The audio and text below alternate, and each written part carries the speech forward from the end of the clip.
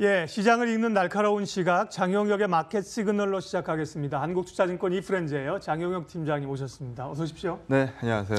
중국의 반격이 시작됐습니다. 그동안 사실은 뭐 내놓을 게 없기도 하려니와 뭐 그랬는데 결국은 600억 달러. 600억 달러는 미국의 2천억 달러하고 사실 이 숫자로만 비교하면 되는 게 아니라 서로의 모욕 규모가 그럼요. 다르기 때문에 예. 미국의 2천억 달러 규모에 비해서 결코 적다고 할 수 없는 수준인데 예, 뭐 이 뉴스나 글로벌 얘기부터 하시고 시작하실 거죠? 네, 뭐 작년 기준으로 봤을 때 중국이 미국산 사들인 총 금액이 1,500억 달러 정도 되니까요. 네.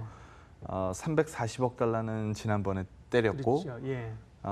뭐 좀 이따가 자료를 보여드리겠습니다만 아마 이번 주에 160억 달러 관세 이 부분에 대해서는 발표가 나올 걸로 보여지고요. 그리고 나서 600억 달러 더 때리면은 1,100억 달러 되는 거거든요. 그래서 상당 부분에 대한 관세 보복 이런 부분 시작하겠다라고 얘기를 꺼내긴 했습니다. 근데 얘기 나오지 않던 부분에서 이제 얘기가 나왔으니까 이거 어떻게 해요라고 얘기하시겠습니다만 전제 조건이 붙죠. 네. 미국이 2천억 달러를 한다면? 실행을 시키면 그러면 우리도 요 정도 나간다라는 부분입니다. 그래서 이거 어떻게 해요라고 그냥 뭐 다시 또 뭐 암흑 속으로 들어갑니다. 이렇게 읽을 만한 뉴스는 아니다라는 부분 먼저 말씀을 좀 드리고 출발하도록 하죠. 먼저 금요일 날 우리 아침에 얘기했었던 부분 한번 생각해 보면 지나고 나서 보면은 기회였을 가능성이 높다. 과도하게 밀린 거고 소위 말해서 날려 빠졌다. 뭐 외국인들 선물 쪽으로는 1조 원 흘러나갔지만 현물단으로는 500억도 채 팔지 않았던 외국인 수급이다. 그럼 이거 빤히 이거 본 거 아니냐. 아시아 증시 안 좋았으니 목요일 날 기준으로 봤을 때 아시아 안 좋았으니까 유럽 안 좋게 출발할 거고 미증시 덩달아 빠지면 금요일 날 갭다운 출발한 자리에 환매수 할지 말지 의사결정하면 되는 거니까 일단 목요일 날은 때리고 보는 게 외국인들 시각으로 봤을 때는 맞았을 것이다. 근데 현물 바스켓을 왕창 팔았다가 왕창 사기에는 분명히 어렵기 때문에 뭐 이 거래 비용도 많이 수반이 되고요. 그래서 선물 쪽을 만진 것 같다. 이건 뭐 단기적인 변동성에 불과하기 때문에 과하게 빠진 거면 들어 올리는 게 맞다라는 부분을 우리가 금요일 날 아침에 그렇죠. 얘기를 했었는데요. 실제로 금요일 날 시장에서 이 17포인트 반등이 나왔습니다. 그 내부 반응을 한번 보시면은요. 외국인들 선물이요. 꽤나 많이 채워진 거예요. 37p 밀면서 1조 원 밀었는데요. 지금 16p, 17p 정도 반등 나오면서 외국인들 선물 채워진 부분은 6천억대입니다. 그러면 소위 남는 장사 했다라고 얘기할 만하고요. 현물단에서도 동시기에선 나오는 모습을 보여줬어요. 그래서 빨간색 선만 보시면 선물 쪽에서는 끝날 때까지 뭐 쭉 밀고 올라가는 그림이었고 현물단도 마지막 종가까지 해서 크게 들어 올리는 모습을 보입니다. 금요일도 중국 증시 같은 경우에는 한 1% 정도 빠졌으니까 뭐 중국이 개선 나왔으니까 뭐 상관계수에 의해서 뭐 올라갔어요. 이렇게 읽을 수도 없는 거거든요. 그래서 과도한 중국 증시와의 상관계수입니다라는 부분을 요즘 말씀 많이 드리고 있으니까요. 그 부분에 맞는 금요일 움직임이었다. 더 밀린다라고 말씀드리기 어렵습니다라는 부분 강조하고 있으니까요. 그 부분은 뭐 일단 이 변함없이 이 말씀을 좀 드리고요. 상당 부분 선물을 돌려냈습니다. 그럼요. 기대보다 많이 돌려냈죠. 전 개인적으로 제 기대보다는 많이 돌아 나왔다라고 생각하거든요. 그래서 워낙 전날 분위기가 험악했기 때문에 한 절반만 돌아 나와도 땡큐라는 생각을 갖고 있었는데 절반 이상 돌아 나왔죠. 그럼 재밌는 분석입니다. 이거 하나 보죠. 그러면은 외국인들이 이 지난 시장에서 뭐 하루에 만계약 이상 선물 산 날도 있고 만계약 이상 선물 깐 날도 있을 텐데 그 다음에 실제로 시장이 어땠냐? 그러면 뭐 정말 외국인들이 만계약 산 다음에 시장이 막 와장창창 올라가고 만계약 팔았으면은 뭐 그 다음부터 시장이 와장창창 죽었냐? 그 부분을 좀 이 캡처를 떠왔는데 이 KB증권에서 자료를 줬어요. 재밌는 분석이죠. 근데 여기를 한번 보시면. 최근에 이제 승수 변경 이유만 한번 본다라고 하면 실제로 만계약 이상 여기 잘못됐네요. 이게 만계약 이상 이 매도 이후에 시장 지수 변화를 한번 보면, 네네. 맞습니다. 네네. 여기 한번 보면 네. 만기약 이상 매도 이후의 시장. 다음 날 보니까 이거 안 빠지는데 오히려 조금 오르더라. 그리고 3거래일, 5거래일 지나고 나니까 뭐 상당 부분 속도가 붙더라. 뭐 예상과 다르죠. 그러게요. 만기약 이상 샀을 때 다음 날 보니까 이건 뭐 이 전날 탄성이 있으니까 올라붙긴 하는데 3거래일, 5거래일 지난 다음에 보니까 이건 오르는 게 아니고 오히려 빠지는 경우도 많더라. 생각하고 반대 방향이네. 그렇죠. 그러니까 피크아웃 만들 때도 선물이 관여되는 부분이 많고 이게 바닥을 형성하는 과정에서도 선물이 거드는 부분들이 분명히 많더라라는 부분입니다. 그래서 우리가 목요일 날 외국인 선물 보고 아이고 이거 어떻게 해요? 라는 얘기를 많이들 했는데 뭐 이게 이제 금요일 날 상당 부분 돌아 나왔고 이 그림에서 보는 것처럼 만기약 이후에 시장에서 죽지 않습니다라는 부분도 확인해 본다라고 하면 이건 뭐 그냥 많이 팔았으니까 더 팔지 않겠습니까? 이렇게 얘기하기에는 분명히 무리가 있다라는 점을 말씀드리고요. 중국 증시와의 과도한 상관계수 뭐 요즘 기사 좀만 검색해 보면 많이 나옵니다. 그런데 제 개인적인 생각은 최근 중국 증시 같은 경우에 큰 낙폭 이후에 되돌림 기대가 있었고요. 그 되돌림을 최근 뭐 2천억 달러 노이즈로 인해서 뱉어내기 시작하면서 많은 분들 이 차트 보고 선 하나 그어봐요라고 얘기하면 다 똑같은 데다 글 겁니다.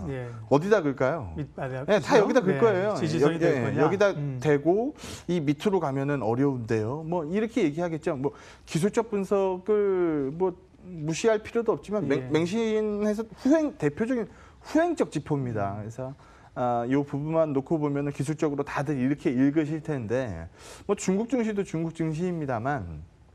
저는 여기에 더 주목해야 된다라고 봅니다. 위안화입니다. 이 위안화 가격이 상품으로 한번 읽으면 이렇게 읽을 수 있어요. 뭐 예를 들어 뭐 굴이다. 그러면 굴이 별명이 뭐예요? 뭐 미스터 마켓, 닥터 쿠퍼 뭐 이렇게 부르죠. 대표적인 경기값입니다. 그러면 수요 제일 큰 데는 어디일까요? 결국 중국 같은 데거든요. 그렇죠. 그러면 중국의 위안화가 계속해서 약세를 간다. 그럼 바깥에서 구리는 자꾸 수입을 해야 되는데 위안화가 무서운 속도로 약세를 간다. 그렇게 되면 중국 내에서 구리의 수요는 어떻게 돼요? 구리가 점점 비싸지는 건데요. 위안화가가 약세로 가면서 사야 되는 입장에서 봤을 때는 구리가가 계속 비싸지는 겁니다. 이렇게 되면 어떻게 될까요? 수요가 떨어지겠죠. 그래서 이 수요 떨어지는 그림들은 사실 대표적인 경기값인데 뭐 구리가 떨어진다라고 하면은 시장에서 누가 좋아합니까? 대표적인 이 위험 선호도 최상단에 서 있는 게 커머디티 상품가인데 그 중에서도 유가 같은 경우에는 뭐 수급에 의해서 영향을 많이 받습니다만 구리 같은 경우에는 수요 공급 뭐 명확하잖아요. 그래서 이런 부분들 떨어지면 위험 선호도가 떨어졌어요. 이렇게 해석할 텐데. 이런 그림들 위안화가에 조금 더 영향이 많다는 거죠. 그래서 중국 증시 여기도 물론 차트로만 놓고 보면 뭐 큰일 났습니다 이렇게 읽습니다만 중국 증시도 사실 많이 빠졌어요. 예전에 중국 뭐 주식형 펀드 뭐 해보신 분들은 아시겠습니다만 지금 지수 때면 야 이거 싼 거 아니야? 라고 얘기 읽을만 합니다. 근데 위안화가 쪽에서 좀 돌아 나오는 그림이 있어야 되는데 그게 없다 보니까 중국 증시를 좀 억누르는 그림들이 좀 많은 상태다라고 보시면 될 것 같고요.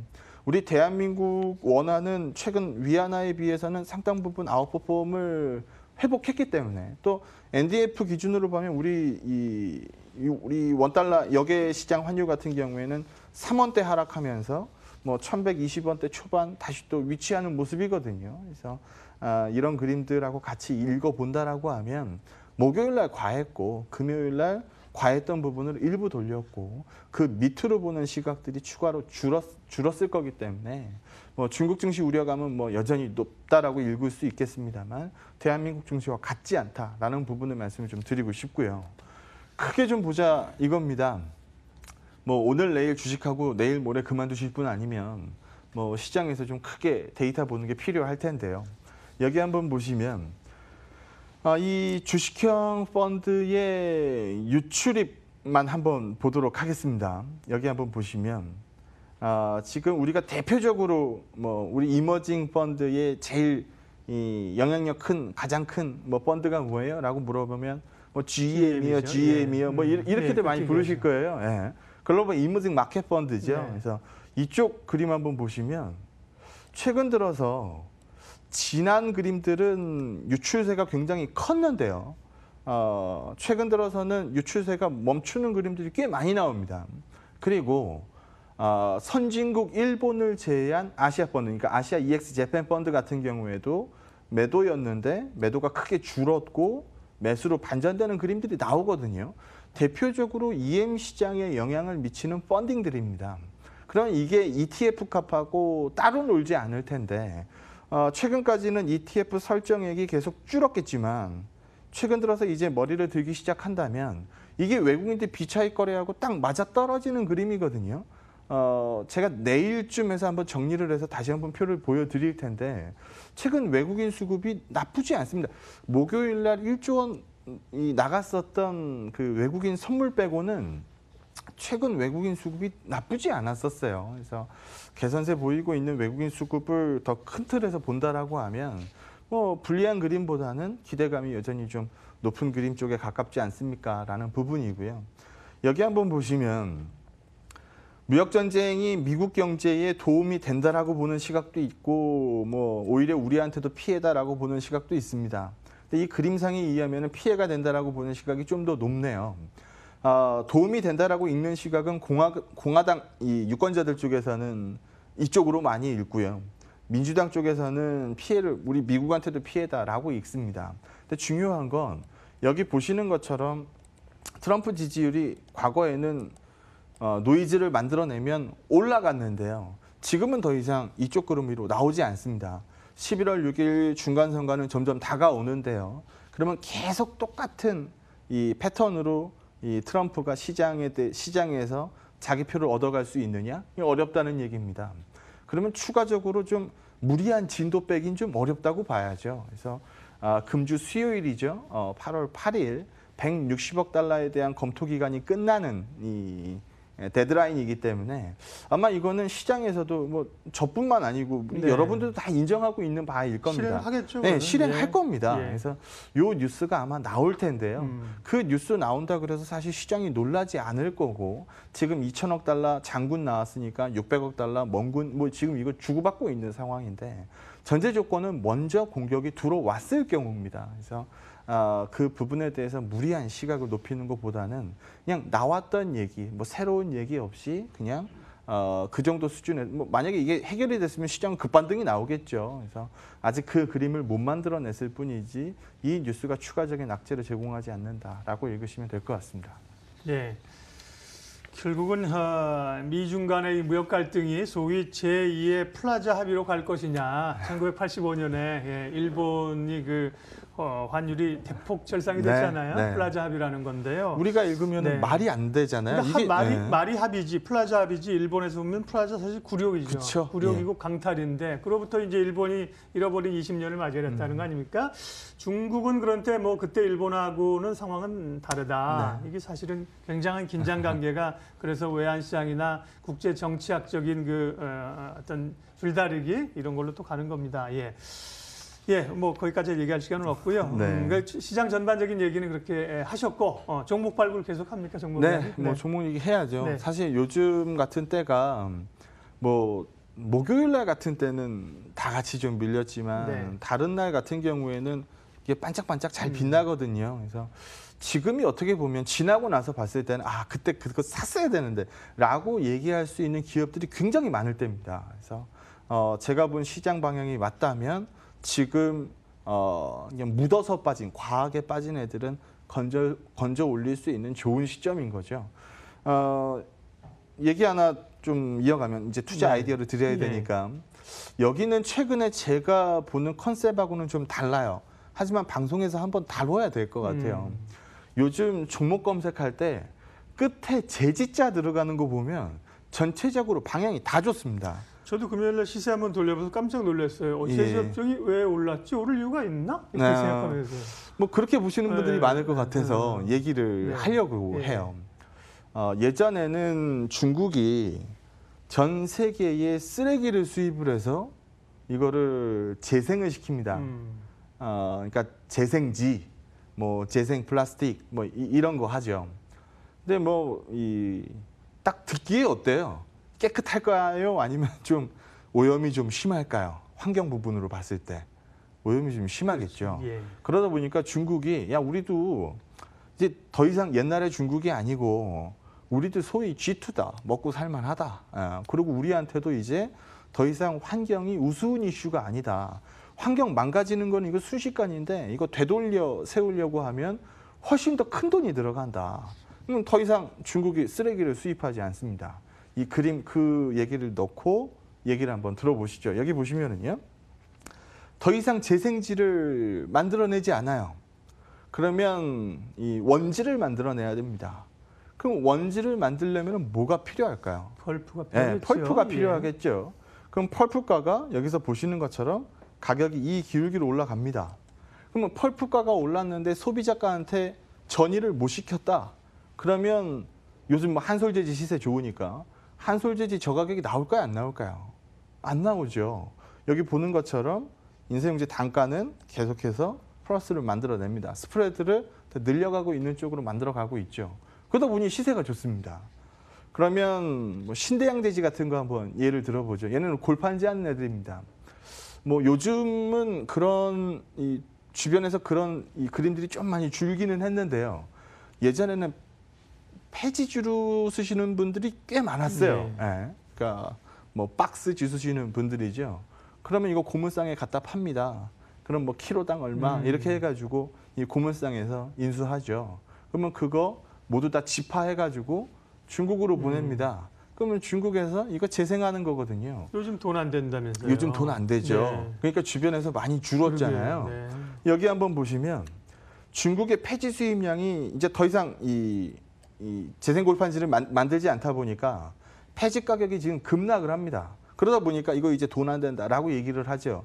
그러다 보니까 이 중국으로 밀어내는 이 파지들이 당연히 막히죠. 안 받겠다라고 하니까요. 그렇게 되면 새로운 골판지에 대한 수요, 가격 이건 어떻게 될까요? 당연히 올라오겠죠. 여기 보시는 것처럼 한국의 골판지 수출량, 그러니까 이 재생이 아니고 골판 수출량은 급등을 찍습니다. 대표적인 기업이 신대양재지인데요. 그래서 뭐 신대양재지 차트나 이거 저점 대비해서 읽어보면 굉장히 많이 올랐어요. 그럼에도 불구하지만 쌉니다라는 얘기가 나올 수 있는 거고 한동안 재지자 들어가는 거 보지도 않으셨던 분들이 많으실 텐데요.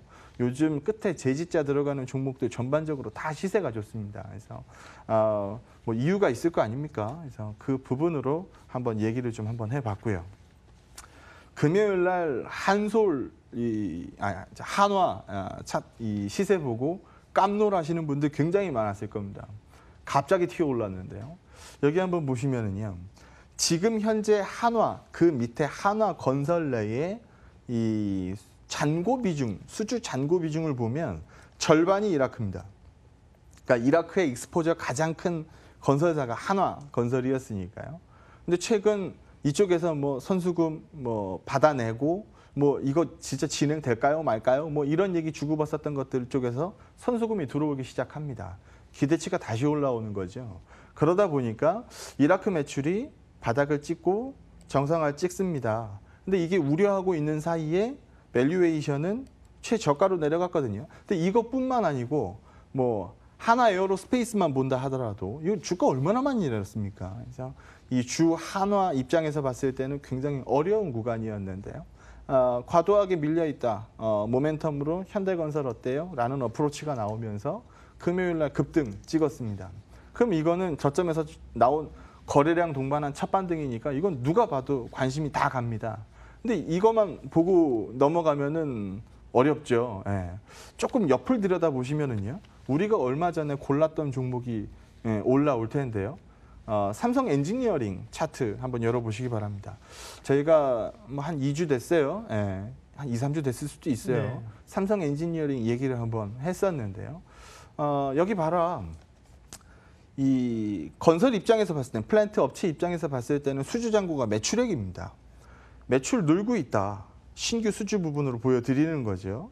그래서 이런 그림들 지금 현재로서는 멀티플 부담 얘기하고 있지만 이 부담이 덜해지게 될 거다. 똑같은 패턴입니다. 똑같은 이 모멘텀이거든요. 그래서 이런 부분을 읽어보면 어떨까요?라고 말씀을 드렸는데요. 최근 삼성 엔지니어링 일별 수급 한번 보시면 저렇게 열심히 살 수가 없어요. 메이저 수급이. 그래서 이런 류의 종목들 우리가 몰랐던 것도 아니고 밑단에서 뭐 새롭게 나오는 거래량 동반한 첫반등 종목도 있고 눈 돌려보면 요즘에 손댈 만한 기업들은 많이 있습니다. 그래서 시장이 어그러집니다라고 얘기하지 않는 이상 지금 과도하게 밀린 뭐 진주찾기 이런 부분들은 계속해서 안내를 드릴 예정입니다. 한 2달 됐나요? 신문 대금 올린다고 그러더라고요. 제가 사무실에서 그걸 받아봤는데 그 말씀하신 것처럼 어르신들이 이제 폐지 모아서 파는데 돈이 안 돼가지고 뭐 이제 안 생활도 나오죠. 어렵다. 그러면 거기서 이제 사실 스토리를 캐고 들어가서 왜 신문 대금 올렸을까? 폐지값은 왜 떨어졌을까? 그런 것들을 유추를 하면 좋을 텐데 그러면 수익이 날 텐데 공부하는 거죠. 뭐. 그래서 그랬구나 이런 것들을 이제 세상의 이야기들 내서 단초를 계속 찾아야겠습니다.